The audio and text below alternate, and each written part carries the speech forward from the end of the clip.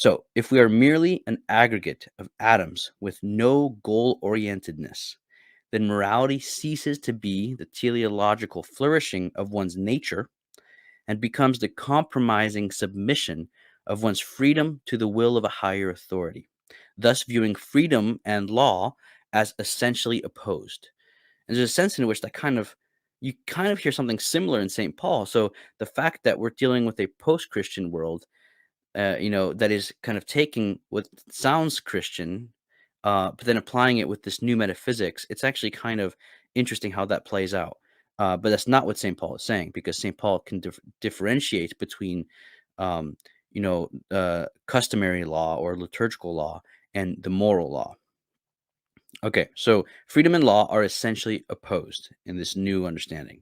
Freedom became the ability to determine one's nature and purpose for oneself. This is what Jean Paul Sartre meant when he claimed that existence precedes essence. But here's the thing, right? So if freedom became the ability to determine one's nature and purpose for oneself, while giving law the prerogative, indeed the duty, to ensure that society lives in such a fashion where the unlimited freedom of the individual is only limited by this one axiom, which is don't infringe upon the freedom of others. So that's the only limit, right?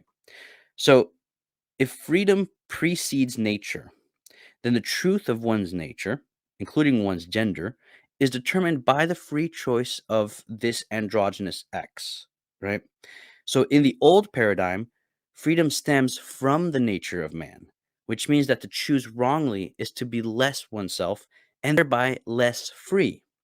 So this shift led to a deontological, right, merely duty-based perspective, which dominated moral philosophy at the expense of the teleological foundations of Greco Christian ethical thinking. So, Father Pincair's defines this dichotomy as the difference between freedom of indifference and freedom for excellence.